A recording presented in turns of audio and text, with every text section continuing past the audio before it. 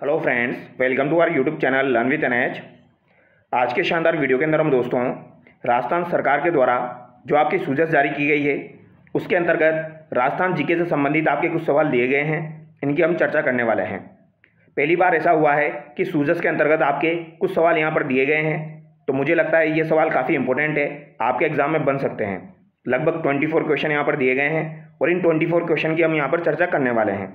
तो काफ़ी इंपॉर्टेंट सवाल है। जो भी विद्यार्थी अपकमिंग एग्जाम्स की तैयारी कर रहे हैं, आप इस वीडियो को जरूर देखिए। सूझबूझ जो है ये राजस्थान सरकार के द्वारा जारी की जाती है और यहाँ पर ऑब्जेक्टिव सवाल आपके दिए गए हैं, तो इन ऑब्जेक्टिव सवालों को एक बार आप जरूर देखिए। 10 मिनट का वीडियो रहेगा, 10 मिनट में ये सारे सवाल मैं आपको करवा दूंगा, तो एक बार इस वीडियो को आप जरूर देखिए। जो भी विद्यार्थी 4th grade exam, VDO exam, REET exam, 2nd grade exam की तैयारी कर रहे हैं, आपके लिए ये वीडियो काफ़ी इंपॉर्टेंट है। तो पहला सवाल देखिए, राजस्थान में गिव अप अभियान कब शुरू किया गया? तो अगर आपसे पूछा जाए राजस्थान में गिव अप अभियान आपका कब शुरू किया गया, तो क्या आंसर आप करेंगे? तो 1 नवंबर 2024 को ये आपका शुरू किया गया था। कब शुरू किया गया? 1 नवंबर 2024 को ये आपका शुरू किया गया। और अगर आपसे पूछा जाए गिव अप अभियान में आपका कौन सा जिला टॉप पर रहा है, जिसमें सर्वाधिक अपने नाम वापस लिए हैं, तो ये आपका जयपुर रहा है। कौन सा रहा है? जयपुर जिला जो है ये आपका टॉप पर रहा है, ये आपको ध्यान रखना है। अगला सवाल देखिए, निम्न में से किस जिले में बीहड़ क्षेत्र सर्वाधिक है? तो बीहड़ क्षेत्र सर्वाधिक आपके कहाँ पर है, ये आपसे पूछा गया है, तो ये आपके कहाँ पर हो जाएंगे दोस्तों? कोटा में यहाँ पर हो जाएंगे। ऑप्शन के हिसाब से देखा जाए तो कोटा आपका राइट आंसर होगा। लेकिन अगर आपसे पूछा जाए बीहड़ क्षेत्र सर्वाधिक कहाँ पर है, तो ये आपके सवाई माधोपुर में है। अगर आपको सवाई माधोपुर ऑप्शन में दिया जाए तो पहले आप सवाई माधोपुर आंसर करेंगे, उसके बाद आप कोटा आंसर करेंगे। अगला सवाल देखिए, कैंपा योजना किससे संबंधित है? तो कैंपा योजना जो है ये आपकी किससे संबंधित हो जाएगी? तो ये आपकी किससे संबंधित है? वनीकरण से संबंधित है। ऑप्शन 1 यहाँ पर आपका बिल्कुल सही हो जाएगा। अगला सवाल देखिए, राजस्थान में मंदिर मंडल अधिनियम के तहत पंजीकृत मंदिरों की संख्या कितनी है? तो मंदिर मंडल अधिनियम के तहत पंजीकृत मंदिरों की संख्या कितनी हो जाएगी? तो ये आपकी 2 है, ये आप याद रखिएगा। कौन कौन से हैं? एक तो आपका श्रीनाथ जी का मंदिर है नाथद्वारा वाला, और दूसरा है आपका सांवरिया सेठ जी का मंदिर है चित्तौड़गढ़ वाला। तो ये 2 मंदिर है जो कि आपके मंदिर मंडल अधिनियम के तहत पंजीकृत है। अगला सवाल देखिए, राजस्थान में निम्न में से किस स्थान पर पोटास खनिज के भंडार नहीं हैं? तो पोटास खनिज के भंडार आपको दोस्तों बीकानेर और हनुमानगढ़ में देखने को मिलेंगे। सतीपुरा है, लाकासर है, बरुसरी है, लेकिन रोहिला आपका नहीं है, तो ऑप्शन 4 यहाँ पर आपका सही हो जाएगा। अगला सवाल देखिए, राजस्थान में निम्न में से किस स्थान पर भारत का पहला हार्ड रॉक दुर्लभ मृदा खनिज भंडार मिला है? तो ये काफ़ी इंपॉर्टेंट सवाल है, मुझे लगता है ये सवाल आपका डेफिनेटली करंट अफेयर में पूछा जाएगा। तो पहला हार्ड रॉक दुर्लभ मृदा खनिज भंडार आपका कहाँ पर मिला है? तो ये भाटीखेड़ा बालोतरा में आपका मिला है, और भारत का पहला है, इसी वजह से ये आपका इंपॉर्टेंट हो जाता है। तो अगर आपसे पूछा जाए भारत का पहला हार्ड रॉक दुर्लभ मृदा खनिज भंडार कहाँ पर मिला है, तो भाटीखेड़ा बालोतरा में मिला है। अगला सवाल देखिए, राजस्थान में निम्न में से किस स्थान पर इस वर्ष संभाग स्तरीय राजकीय आवासीय वेद विद्यालय खोला गया है? तो संभाग स्तरीय राजकीय आवासीय वेद विद्यालय आपका कहाँ पर खोला गया है? तो ये 4 जगह पर आपका खोला गया है दोस्तों, लेकिन ऑप्शन के हिसाब से देखा जाए तो हाथोज जयपुर आपका राइट आंसर होगा।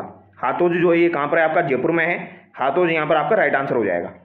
अगला सवाल देखिए, भारत के पहले स्वदेशी प्रक्षेपण यान SLV-3 द्वारा कौन से उपग्रह को अंतरिक्ष में भेजा गया था? तो भारत का पहला स्वदेशी प्रक्षेपण यान कौन सा था? SLV-3 था। पहली बात तो आपको ये ध्यान रखनी है, कौन सा था? SLV-3 था, और इसमें सर्वाधिक योगदान किसका था? डॉक्टर APJ अब्दुल कलाम का था। तो SLV-3 जो है इसके द्वारा कौन से उपग्रह को अंतरिक्ष में भेजा गया था? तो ये आपकी 1980 की बात हो जाएगी। इस समय आपका रोहिणी को भेजा गया था। ऑप्शन 3 यहाँ पर आपका करेक्ट होगा। तो याद रखिएगा SLV-3 के द्वारा किसको भेजा गया? आपके रोहिणी को भेजा गया था। ठीक है, इंपॉर्टेंट है, पूछा जा सकता है। अगला सवाल देखिए, पुस्तक the 2 plans promises performance prospects के लेखक कौन हैं? तो ये भी आपकी इंपॉर्टेंट बुक है। The 2 plans promises performance prospects के लेखक आपके कौन हो जाएंगे? तो ये पंडित दीनदयाल आपके उपाध्याय हो जाएंगे। यहाँ पर ऑप्शन 3 आपका करेक्ट होगा। अगला सवाल देखिए, राजस्थान सरकार द्वारा प्रदेश में पंडित दीनदयाल उपाध्याय अंत्योदय संबल पखवाड़ा निम्न में से किस अवधि में चलाया गया? तो अगर आपसे पूछा जाए दीनदयाल उपाध्याय अंत्योदय संबल पखवाड़ा आपका किस अवधि में चलाया गया? पखवाड़े का मतलब हो जाएगा 15 दिन तक ये आपका चलाया गया था। ठीक है, यानी महीने में 2 पखवाड़े आपके होते हैं, तो ये आपका चलाया गया था 24 जून से 9 जुलाई तक। ऑप्शन 2 यहाँ पर आपका करेक्ट होगा। अगला सवाल देखिए, राजस्थान बजट 2025-26 में बेलों से खेती योजना जिसके अंतर्गत पात्र किसान को प्रतिवर्ष दी जाने वाली प्रोत्साहन राशि कितनी है?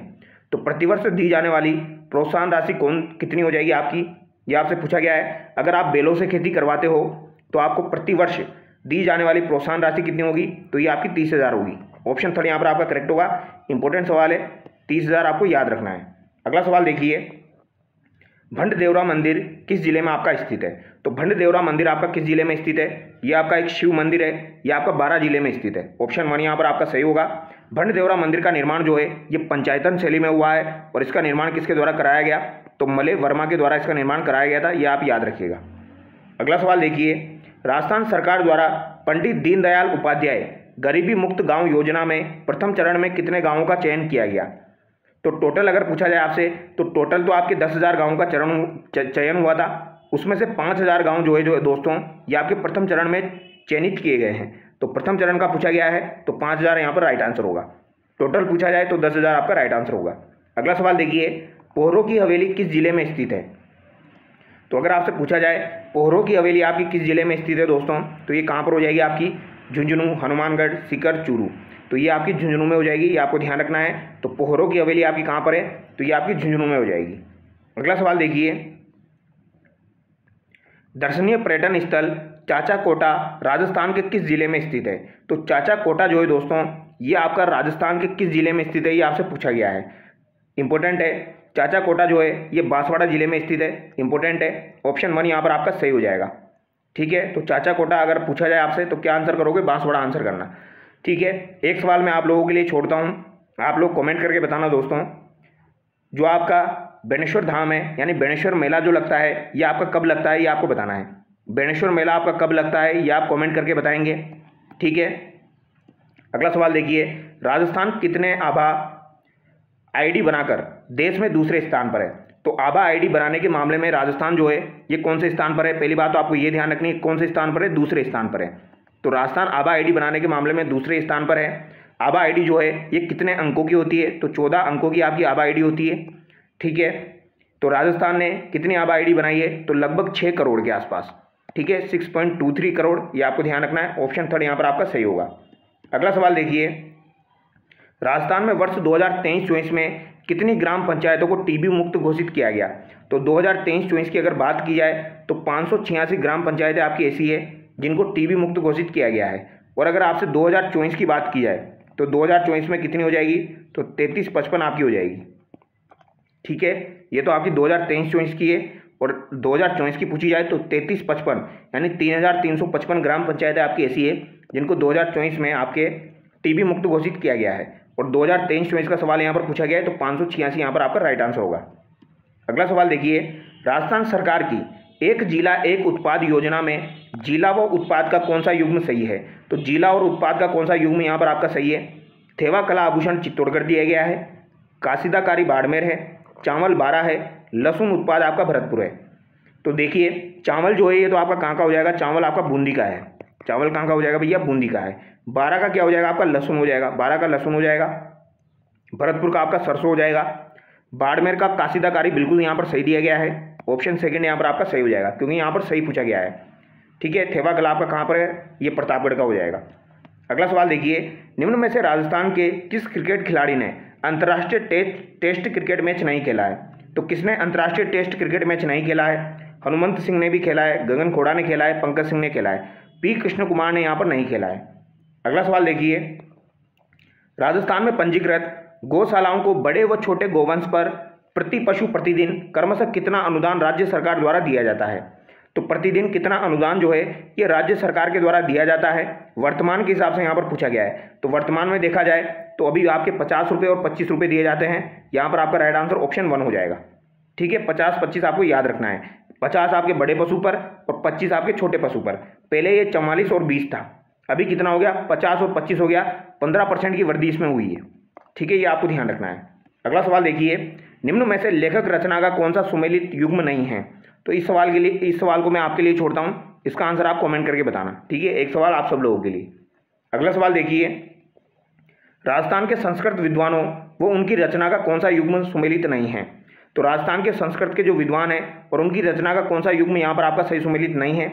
भट्ट मथुरानाथ शास्त्री जयपुर वैभवम, कालिदास मेघदूतम, पंडित अंबिका दत्त व्यास गुप्ता शुद्धि प्रदर्शनम, और मधुसूदन ओझा शिशुपाल वधम।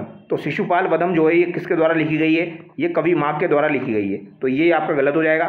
बाकी आपको ध्यान रखना है मेघदूतम कालिदास की है, गुप्ता शुद्धि प्रदर्शनम किसकी हो जाएगी? अंबिका दत्त व्यास की हो जाएगी, और जयपुर वैभवम ये आपको ध्यान रखनी है, ये भट्ट मथुरानाथ शास्त्री की हो जाएगी। अगला सवाल देखिए, राजस्थान सरकार की महात्मा ज्योतिबा फुल्ले मंडी श्रमिक कल्याण योजना में किस कार्य हेतु सहायता दे रही है? तो आपकी ज्योतिबा फुल्ले मंडी श्रमिक कल्याण योजना के अंतर्गत किस कार्य हेतु आपकी सहायता दे रही है? प्रसूति सहायता यहाँ पर दे है, चिकित्सा सहायता दे है, विवाह के लिए सहायता दे है, लेकिन आवास निर्माण की सहायता यहाँ पर दे नहीं है, तो यहाँ पर ऑप्शन 4 आपका सही हो जाएगा। अगला सवाल देखिए, राम जल सेतु लिंक परियोजना से जुड़ा नवनेरा बैराज राजस्थान के किस जिले में स्थित है? तो नवनेरा बैराज जो है ये राजस्थान के किस जिले में आपके स्थित है? तो ये आपके कोटा जिले में स्थित है। ठीक है, नवनेरा बैराज जो है ये कौन सी नदी पर बना हुआ है? तो ये आपका काली सिंध नदी पर बना हुआ है। ठीक है, एक सवाल आपसे बन सकता है रामगढ़ बांध आपका कहाँ पर है? तो ये भी आपका 12 में हो जाएगा, रामगढ़ बांध आपका 12 में है। ठीक है, नवनेरा बैराज आपका कोटा में हो जाएगा, और कोटा में भी पूछा जाए कहाँ पर है? तो दिगोद में है। ठीक है, एक बार सवाल आ चुका है एग्जाम में। तो ये यहाँ पर 24 क्वेश्चन दिए गए थे आपके सूजस के अंतर्गत, जो कि मैंने आपको करवाए हैं। हो सकता है एग्जाम में यहाँ से आपको डायरेक्टली सवाल देखने को मिल जाए, तो इस वीडियो को आप एक बार जरूर देख के जाइए ना। ठीक है, तो चलिए दोस्तों नेक्स्ट वीडियो में मिलते हैं। Thank you so much. Next video में हम 4th ग्रेड एग्जाम से संबंधित राजस्थान जीके की मैराथन लेके आने वाले हैं, और उसमें हम राजस्थान जीके के जियोग्राफी के, कल्चर के और हिस्ट्री के सबके मिक्स में सवाल करने वाले हैं। काफ़ी सारे सवाल मैं आपको करवाऊंगा, उससे बाहर आपका सवाल नहीं जाएगा। तो चलिए दोस्तों नेक्स्ट वीडियो में मिलते हैं। Thank you so much.